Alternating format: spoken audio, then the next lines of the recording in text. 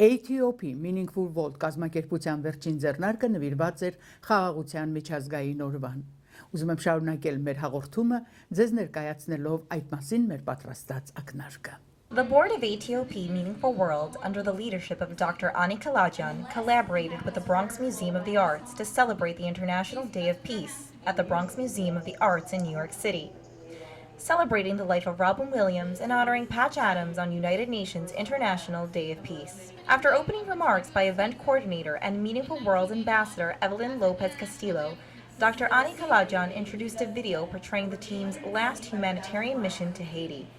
The video showed the experiences of several Meaningful World ambassadors who decided to embark on the life-changing experience of a mission with the organization, as well as the impact it has on societies around the world. The video presentation was followed by Nirvana Lucy Nixon singing I Believe I Can Fly, and the audience received her performance with a standing ovation.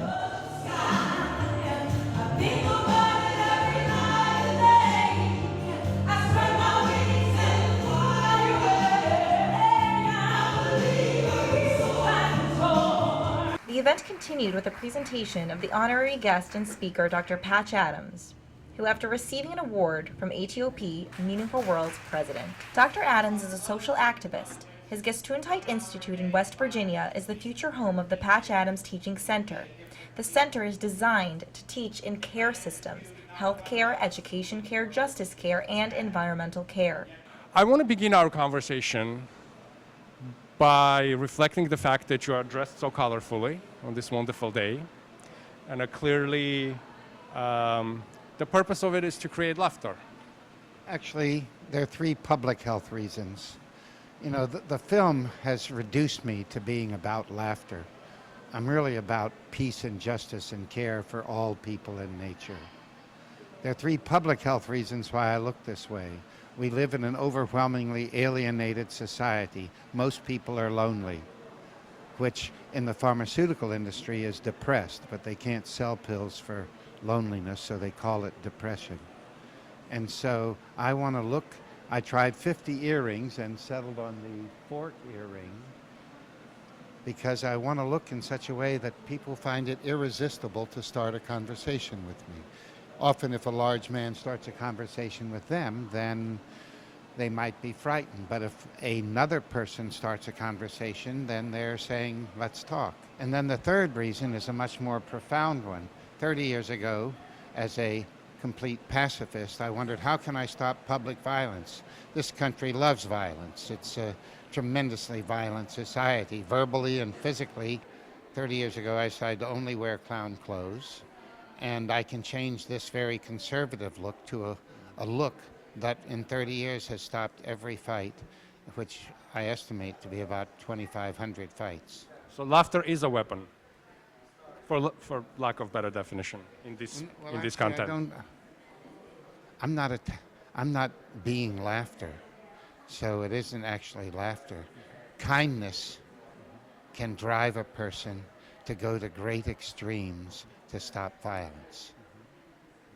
You know, so it's not really, I know the media always speaks about laughter is the best medicine. In fact, they always refer that I'm saying it. Everyone knows laughter is not the best medicine. For me, since I don't believe in God, know that friendship is the best medicine, that there's nothing more profound in a person's life than their friends. You will be speaking about your friend Robin Williams. So. As depressed as he was when I met him, he wasn't able to open the door to the friendship that I'm talking about, okay? Or he would not have killed himself. See, for me, there's no disease depression. Depression is a symptom of loneliness, but you couldn't sell a pill for loneliness. So symbolically, I could say that Robin's depression, his loneliness that killed him, is what makes men destroy the world. I loved Robin. He was one of that he suffered given the multi-millions of people that love him and the beautiful soul that he had. I never saw him use his wealth or his position for any power over other people. And yet that beautiful soul was not able to feel the love of another person to protect his own soul. But if there is redemption in it, he brought happiness to so many. I actually think that if you have happiness, you bring it to yourself. I never made anybody happy. I do things, and a person chooses to whether or not they're going to let that happiness happen. If I could sprinkle dust and make the whole world happy, I would. But if you're happy, you did it. If you're loving, you did it. You can be the wisdom of it. You can give an argument, 10 reasons to be happy or 10 reasons to be loving. And what does it mean if you don't choose to do them? That sounds great. Thank you so much for this conversation. It will certainly stay with me, and I hope it will stay with our audience. During the event, Dr. Kalajian honored the hardworking interns and members of ATOP, distributing flags and inviting them to share what peace means to them. This year's recipient of the Youth Award was Miss Amanda Nushwai-White, who is passionate about making positive change and being a part of a movement that calls for urgent change and advocates for solutions on things that she cares about, including sustainable development, climate change, equality, and women's empowerment. That is literally how I stay healthy and happy, is that I envision a future with other people, and I'm able to be with others that believe in a better future and believe that we can actually change the current trajectory of our planet and our society. Finally, the well-known Inamori Art Project group took the stage and delivered a vivid and breathtaking performance that served as the perfect culmination of a night full of amazing artists and the sharing of love and peace. The Inamori theatrical group was established in March of 2010. They used 5 units to promote its activities, including play unit, dance unit, art unit, and taiko unit. Since United Nations General Assembly proclaimed International Day of Peace in 1981, each year this important date is celebrated around the world in an effort to commemorate and strengthen the ideals of peace both within and among all nations. While the co-corporation of each member government of UN is important, the work of smaller NGOs like ATOP, Meaningful World, and committed individuals such as Ani Kalajian is what is going to make the most difference in bringing lasting peace and stability around the world. So on a day of your birthday, if you could make one wish that you would like to come true, for all of us here gathered, because I should say that today was a special day. Yes. We had people from all over the world. We had people from Japan. As I come every year to this event, it's growing and your message is growing. What would be that day? What would be that wish that you would like to make? My passion is that we have true peace. If I can have one wish and it would come true, I would really ask for peace around the world. No more guns, like what Patch said, using love and using, loving kindness, helping one another, joy, bringing joy in people's hearts and faces, laughter. I would want that so bad. And that's what actually one of the wishes was, although I didn't want to share it, but but the UN is able to mandate this for one day. And then what about the next day? We can't be in peace one day and then tomorrow go back to our guns and be violent. It doesn't make sense. It's so inconsistent. So that's what I want, Haikjan. Բարև ձեզ հարգելի բարեկամներ, Սփյուռքի ձայնը հեռուստահանդեսը դարձյալ ձեզ հետ է։ Այսօր մեր հաղորդումը ուզում եմ սկսել ձեզ ներկայացնելով ATOP Meaningful World հասարակական կազմակերպության հերթական միջոցառումը. At the UN Plaza last week took place a special conference titled Transcending to Planetary Consciousness, which was organized by Atop Meaningful World. After introduction remarks by Atop's UN representative Jane Kearns, the founder of the organization, Dr. Kalajian, took the podium welcoming the conference attendees. She spoke about the importance of integration of physical and spiritual within ourselves and shared a short film on Meaningful World humanitarian empowerment for peace-building mission in Middle East. She then introduced the previous ambassador of Iraq to the United Nations, Dr. Hamid Al-Bayati, who gave a passionate presentation on his harrowing experiences in Iraq, where he was tortured and his family members killed by Saddam's regime. and his quest for helping others to achieve happiness. First question to you is, what made you be interested in happiness? It's not something, you're a career politician, you're an ambassador. Not that many ambassadors or career politicians are concerned about collective happiness. What made you be interested in this subject? It started when I was imprisoned in Iraq during Saddam regime time, and I was tortured. Inside the prison, you have all the time to think what you could do. I was always thinking that some people outside the prison or even outside the country could help me. Then I started to feel that I should stand up for other people. I should stand up against dictatorship. The majority of Iraqis, either they kept silent or they go with the regime. Few people only who stand for dictatorship, especially once a brutal one. I lost 8 members of my family during Saddam regime time, and then even another brother who was kidnapped and killed in 2005. This is why I designated my life to help others. For many years, you've been an ambassador of Iraq to United Nations. Today, Iraq continues to face formidable challenges, including resurgence in Fallujah of radical Islamist, political corruption, overall quality of life. Are you optimistic about the future of the country? I'm optimistic by nature, and I'm optimistic about Iraq because I know the people of Iraq. They lived in peace and harmony for thousands of years, and they are a unique mosaic of different ethnic, religious, and sectarian groups. So I hope that the Iraq I was born in and grow up in will come back, and when all people live in peace and harmony. Ambassador's remarks followed a presentation of drumming meditation by Peter Maniscalco. Mr. Maniscalco demonstrated the meditative effect produced by steady drum beat at certain frequency. He explained this as ancient shamanic technique of meditation.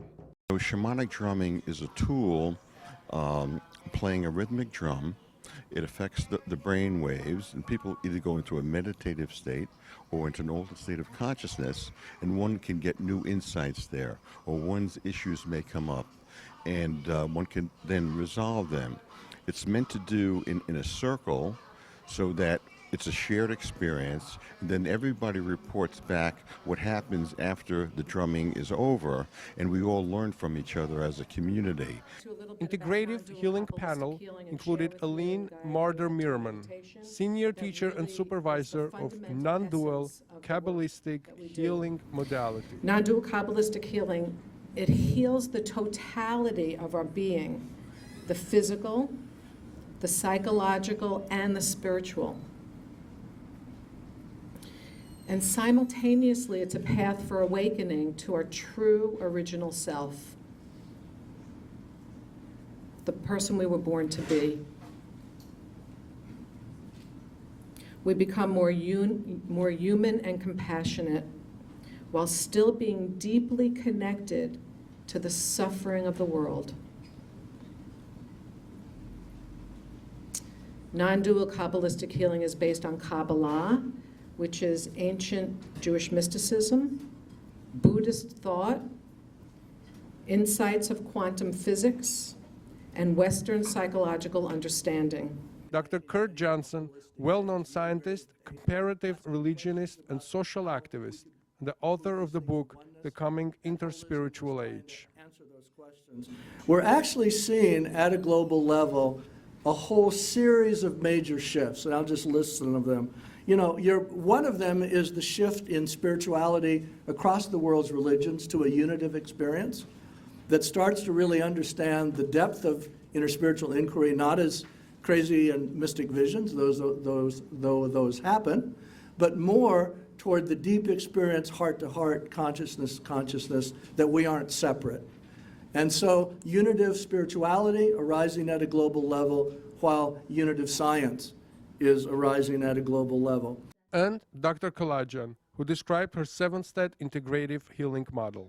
Dr. Kalajian's presentation followed a film screening depicting Atop's humanitarian work in Haiti, which followed by demonstration of sound meditation using Asian singing bowls by Lorne Chazelle, PhD candidate of Teachers College of Columbia University.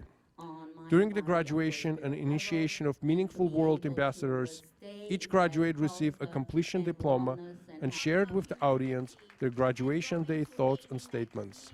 The official part of the conference concluded with remarks by the keynote speaker, Dr. Lisa Miller, Director of Spirituality and Mind and Body Institute of Teachers College, Columbia University. The institutions we build are nothing compared to the power of spirit, and the policies hold nothing but an opportunity to host spirit. The things we make with our hands and our ideas only float upon the other 99.99% of creation. And those of you who've trained so deeply in the spiritual path will be those who truly can be activists in healing within and without all of us in our collective.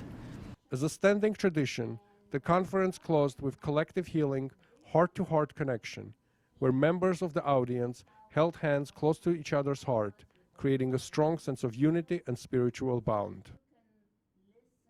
Dear Dr. Kalajian, congratulations on this wonderful event. It was very interesting. It was eye-opening, as all of your events are.